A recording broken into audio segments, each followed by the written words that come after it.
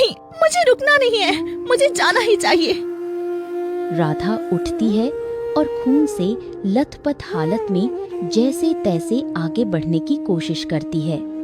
तभी राहुल उसके सामने आकर उसका रास्ता रोक लेता है। तुम ये क्या कर रहे हो? हट जाओ, मेरे रास्ते से तुम हट जाओ। तुम मेरा रास्ता नहीं रोक सकते, मुझे कोई नहीं रोक सकता, मुझे जाना ही होगा। तुम ये क्या कर रही हो? तुम झील के अंदर नहीं जा सकती और ना ही उस बूढ़े व्यक्ति से शादी करोगी। वो मेरी बहन को उठा कर ले गया है, मैं उसे मरते हुए नहीं देख सकती, इसीलिए हट जाओ। मैं अपनी बहन को बचाना चाहती हूँ। जानती हूँ तुम मुझसे प्यार करते हो, लेकिन मेरे लिए मेरी बहन की जिम्मेदारी पहले है। मेरी भी बहन को वो पिछले साल ले गया था और शादी के अगले दिन ही उसकी बलि दे दी। मैं अपनी बहन का बदला लेना चाहता हूँ और अब वो तुम्हारी बहन को भी ले गया है। मैं जाकर तुम्हारी बहन को लेकर आऊंगा। नहीं, मैं पहले ही अपनी बहन को खतरे में डाल दी हूँ, अब मैं तुम्हें भी खतरे में नहीं डाल सकती। मैं तुमसे बहुत प्यार करती हूँ और तुम्हें खो नहीं सकती हूँ। मैं अपनी बहन को लेने जाऊंगी, तुम नहीं जाओगी। अरे तुम कैसी बातें कर रही हो? उसने मेरी बहन को मारा है और अब मेरी प्रेमिका से शादी करना चाहता है। मैं ऐसा कभी नहीं होने दूंगा।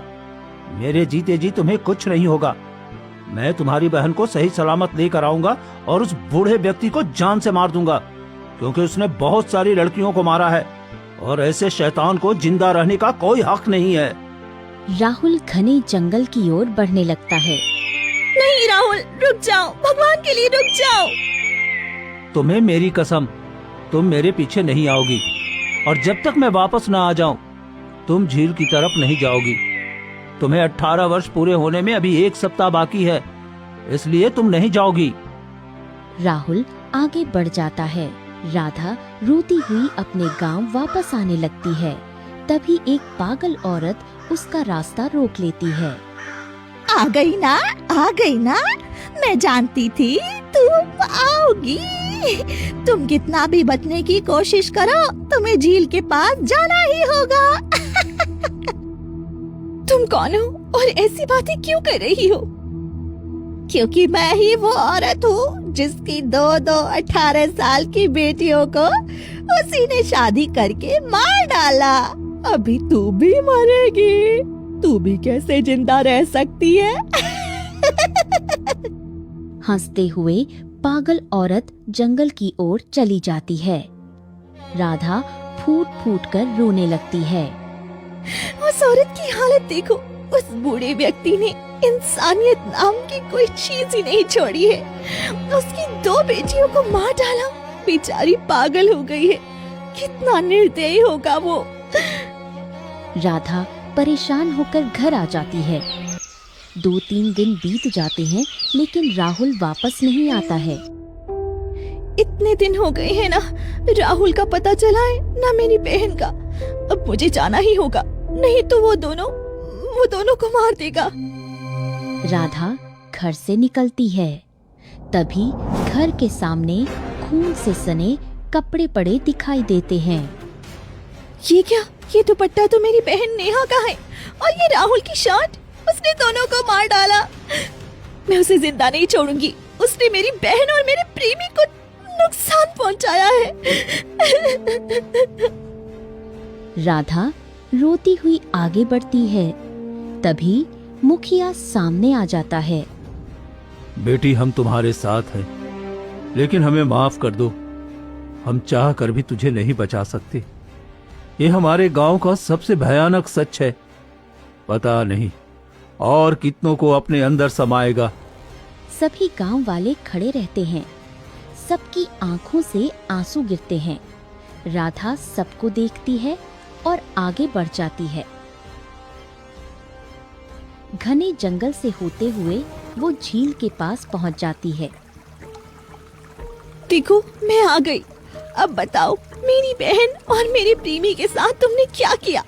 सामने आओ, मुझे तुमसे बात करना है। अचानक तेज रोशनी फैलती है और सोमनाथ बाहर आ जाता है।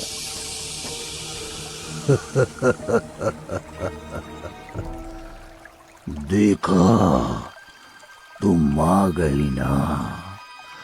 मैंने कहा था तुम खुद ही मेरे पास आओगी और देखो, 18 वर्ष पूरे होने में अभी 2 दिन बचा है और 2 दिन पहले ही तुम आ गई। तुमने मेरे प्रेमी और मेरी बहन के साथ क्या किया है? जल्दी बताओ, वो कहाँ है? मुझे उनसे मिलना है। सब्र रखो, सब्र रखो। पहले तुम मुझसे शादी तो कर लो, फिर देखना तुम्हारी बहन और तुम्हारे प्रेमी को मैं जिंदा छोड़ दूंगा। फिर वो खून का कपड़ा मेरे पास कैसे आया था? क्योंकि मैं तुम्हारी बहन और प्रेमी को जान से नहीं मारा, बस थोड़ा मारा है, इसलिए वो खून के कपड़े तुम्हारे पास दिया ताकि तुम उन्हें जिंदा देखना चाहो और वक्त से पहले आ जाओ। अब तुम मेरे साथ जेल के अंदर चलो। तुम कैसी बातें कर रहे हो? भला मैं इंसान हूँ और जेल के अंदर कैसे जा सकती हूँ? क्योंकि ये मेरा माया जाल है और तुम मेरे माया जाल में अच्छे से आ सकती है, तभी हम दोनों शादी करेंगे।